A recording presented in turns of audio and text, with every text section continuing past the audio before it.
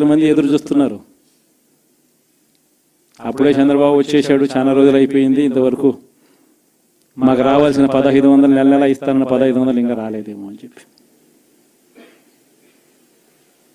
రైతులు ఎదురు చూస్తూ ఉన్నారు. 20,000 పెట్టుబడి సాయంగా ఇస్తానన్నాడు, అది ఏమవుతుంది? దాదాపు 1 కోటి మంది పిల్లలు పైగా ఉంటారు, బళ్ళకు పోయే పిల్లలందరికీ ఇస్తామన్నాడు. అమ్మఒడి కింద వాళ్ళ పథకం ఏదైతే నేను దాని కింద 15,000 అని చెప్పి ఆ తల్లులకు 15,000 కోట్లు దానికి వెయిట్ చేస్తూ ఉన్నారు. ఇవన్నీ వెయిట్ చేస్తూ ఉన్నారు. ఇవన్నీ ఏవి కూడా అడుగులు ముందును పడని పరిస్థితి.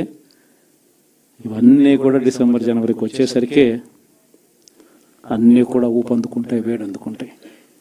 హనీమూన్ పీరియడ్ అనేది ఆగిపోతుంది. వైఎస్ఆర్ కాంగ్రెస్ పార్టీ చేయాల్సిన పనులు చెప్తా ఉన్నా. ఈ ఓడిపోయాము అన్న ఈ భావన మనసులో నుంచి తీసేయండి. మనం చేసిన మంచి ప్రజల్లో ఇంకా ఉంది, ప్రతి ఇంట్లో గుర్తుంది, ప్రతి కుటుంబంలోనూ మనం చేసిన మంచి ఎక్కడికి పోలేదు. ప్రతి ఇంటికి మనం తలెత్తుకొని పోగలుగుతాం, తల దించుకొని కాదు, చెప్పిన పని చేయక కాదు, చెప్పిన పని చేసి తలెత్తుకొని పోగలుగుతాం ప్రతి ఇంటికి కూడా. మనం కేవలం చంద్రబాబు నాయుడు ప్రలోభాలకు మోసపోయిన పరిస్థితుల మధ్య మనకు అంతో ఇంతో అపజయం ఏదైనా జరిగిందేమో. ఆ మోసాలు ఎప్పుడైతే మోసాల కింద తేటతెల్లం అవుతాయో, ప్రజల్లో ఆ సింపతి, మన పట్ల ప్రేమ, ఆయన పట్ల కోపం రెండూ కూడా ఏకమవుతాయి.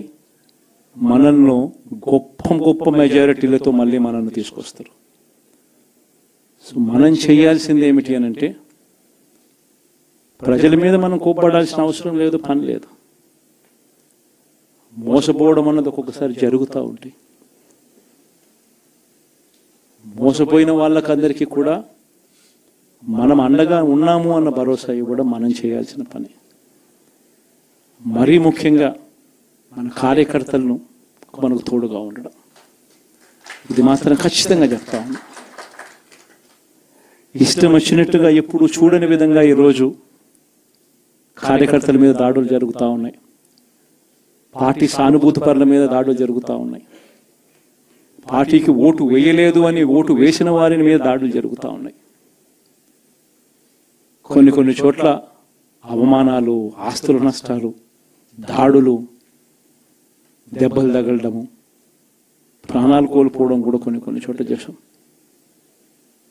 వీళ్ళందరికీ కూడా నేను మీ అందరికీ కూడా నేను చెప్పేది ఒకటి, వీళ్ళందరికీ భరోసా ఇవ్వాలి. ఎక్కడ మీ నియోజకవర్గంలో ఎక్కడ ఏమి జరిగినా కూడా పోండి, మీ తరపు నుంచి సహాయం చేసే కార్యక్రమం చేయండి. పార్టీ తరపు నుంచి కూడా సహాయం అందిస్తుంది, అది కూడా తీసుకొని పోయి కూడా ఇవ్వండి. ప్రతి కార్యకర్తకు తోడుగా ఉందాం, ప్రతి కార్యకర్తకు భరోసా ఇద్దాం. చాలా అవసరం కూడా. మన కోసం కష్టాల్లోనూ నష్టాల్లోనూ మన కోసం నిలబడ్డారు, జెండాలు మోసి నష్టపోయారు, ఓట్లు వేసి దెబ్బలు తిన్నారు, మనకు ఓట్లు వేసి దెబ్బలు తిన్నారు. వాళ్ళందరికీ కూడా తోడుగా ఉండాల్సిన అవసరం ఉంది. ఇదొక్కటే కాకుండా మన ఎంపీటీసీలు, మన జెడ్పీటీసీలు, మన కౌన్సిలర్లు, కార్పొరేటర్లు, వీళ్ళందరికీ కూడా భరోసానే ఇవ్వాలి. మాట్లాడండి. మన పార్టీ మీద అభిమానం చూపించే ఏ వ్యక్తి అయినా మన కార్యకర్తే. ఇలాంటి వాళ్ళందరికీ కూడా తోడుగా ఉండే కార్యక్రమాలు ఖచ్చితంగా జరగాలి. ఇవన్నీ కూడా ఖచ్చితంగా చేయమని మిమ్మల్ని అందరినీ కూడా కోరుతా ఉన్నా.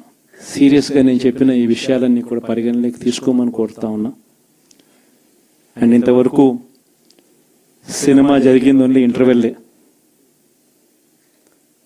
శకుని పాచికల్లో కౌరవులు పాండవుల మధ్య యుద్ధం కూడా గమనిస్తే శకుని పాచికలు అనే సబ్జెక్టు ఓన్లీ ఇంటర్వెల్లే. అప్పుడు శ్రీకృష్ణుడు సమక్షంలోనే జరుగుతుంది. శ్రీకృష్ణుడు ఉండగానే పాండవులు ఓడిపోతారు, శకుని పాచికలతోనే ఓడిపోతారు.